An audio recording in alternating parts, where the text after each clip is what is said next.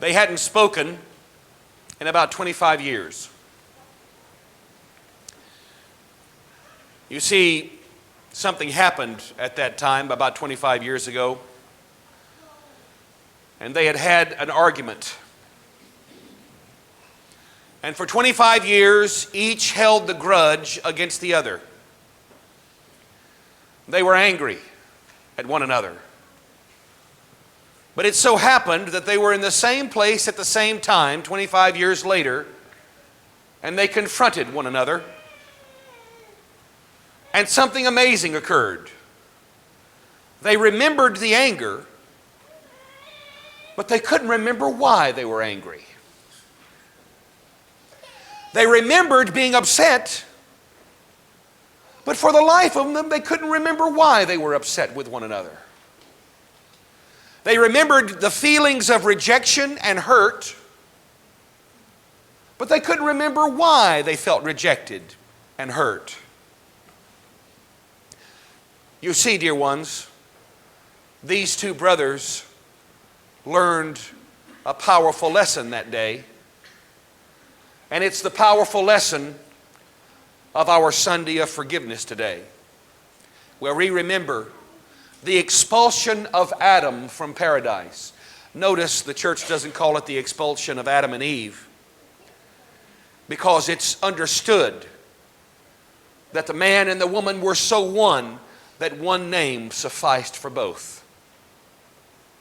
You see, God wasn't kidding when He made male and female and united them together, bone from my bone and flesh from my flesh. Henceforth a man will leave his father and his mother, and he will cleave to his wife, and these two will become one flesh. One name sufficed for both. No wonder it has been the purpose of the enemy since the beginning to so give us the inability to forgive, to keep us apart, because we were made to be together. To drive wedges in relationships and break friendships and break even our relationship with God. To be so misunderstanding of God's goodness and God's kindness and God's love for us that we stew and dwell in misery and anger and inattentiveness most of our lives. Relationships broken, hearts broken, anger and bitterness taking root like a cancer. And yet the church, on the cusp of arguably the most serious, the most focused, the most spiritually laborious part of our church year, Great Lent, stands before us. Folks, we're moments away from stepping onto this focused path. We're moments away from being given no excuse why we aren't paying attention to our spiritual lives, because the church is absolutely starting today going to inundate our lives with invitations to get serious about our faith and to no longer take it for granted. The church is going to absolutely lavish on us chances and opportunities, and every one of us have the chance to step into it and to take it seriously. Once again, it's cycled back around into the year. Once again, you have another chance to embrace the purposefulness of true and normal orthodoxy. And in that opportunity, we are confronted with this Sunday, the Sunday of forgiveness. At the end of this service, we'll do Forgiveness Vespers. And I will look at you in the face, as I do every Sunday, multiple times during the service. When you see Father come out and bow to you, do you know what he's saying? For those who love us and those who hate us, forgive me. I've told you the story before about how shocked I was to find out that somebody hated me. It shocked me. It was amazing. Me? Have you ever met my mother? Just listen to what she says about me. She thinks I'm wonderful. How could you hate me? And yet it's true. And so the church confronts the reality of our lives, ladies and gentlemen, brothers and sisters, with three distinct, not suggestions, three distinct, not if you happen to get around to it, but three distinct paths to spiritual freedom. Those two brothers spent 25 years being furious with one another, never speaking to one another, and when they got to the opportunity to confront one another, they couldn't remember why they were mad. They just remembered they were angry. And so the church gives us the invitation to spiritual freedom from the cancer of bitterness and unforgiveness. She gives us a warning, she gives us wisdom, and she gives us the way to escape the horrible cancer of unforgiveness. The warning she gives us is very plain. If you do not forgive one another, God will not forgive you. Now, folks, I don't know how Jesus could make it any plainer than that. If you forgive other people, God will forgive you. If you don't forgive other people, God won't forgive you. Any questions? It's not hard to understand. And do you know the reason why that we put ourselves in that position?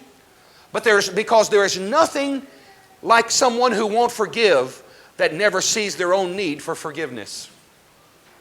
You see, it's only when my heart is tenderized by the reality of my own need to be forgiven that I can extend that same mercy to others. If your heart is so hard, if your spirit is so hard and so unforgiving, trust me, that same spirit is what's keeping you from asking for forgiveness. And trust me, brothers and sisters, you need to be forgiven, just like you need to forgive. Those two realities are so inextricably tied together that your ability to actually be orthodox depends on your ability to be forgiving.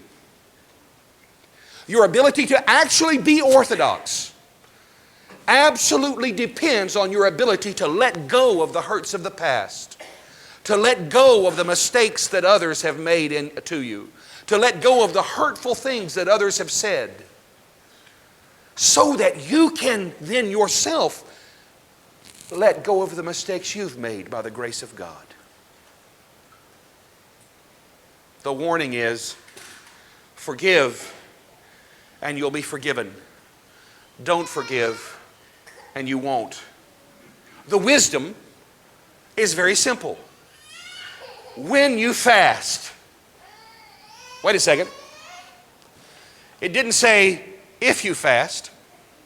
It didn't say, oh, by the way, when you remember to fast. No.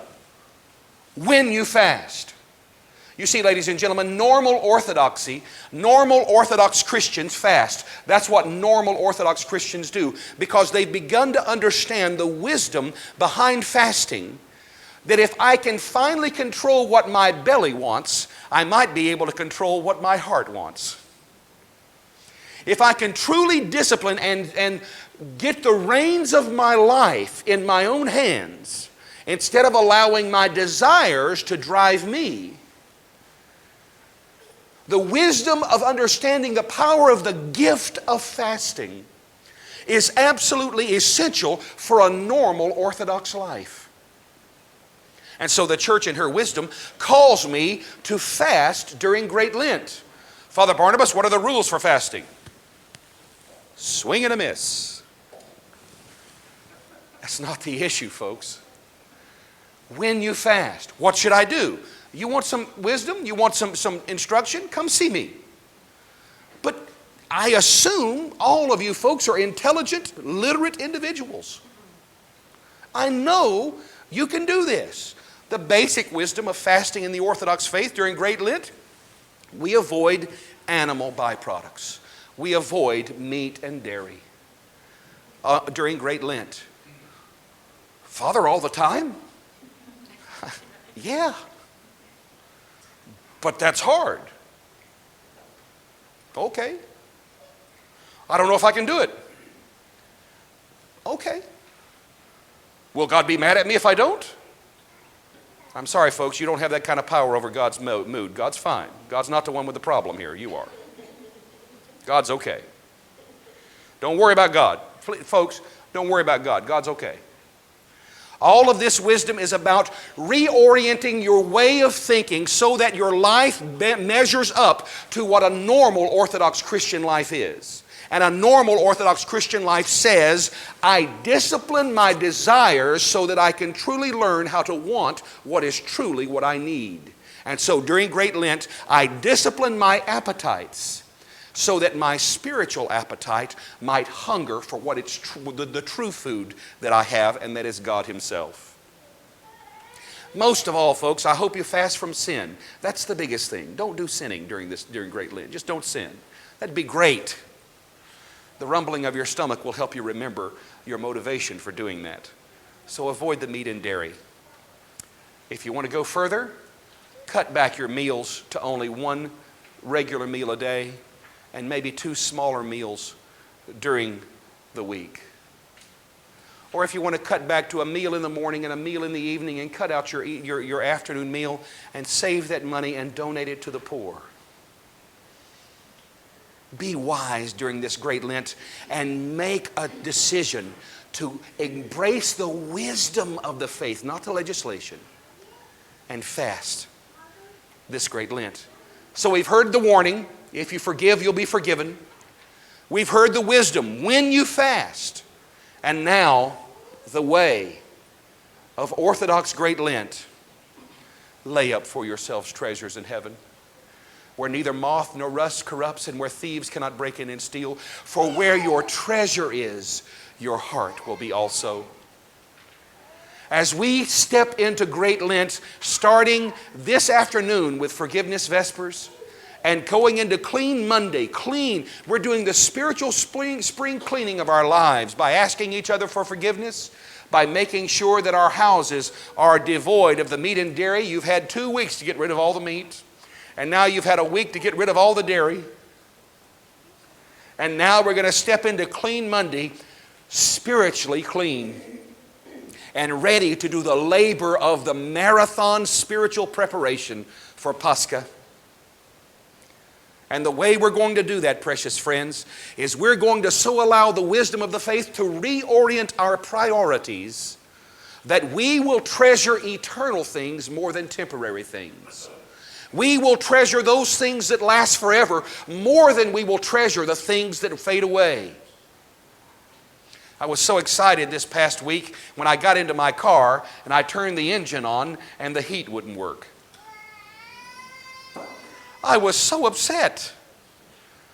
But it's a temporary thing. It's a car. How many of you know cars break down? Greg, thank God.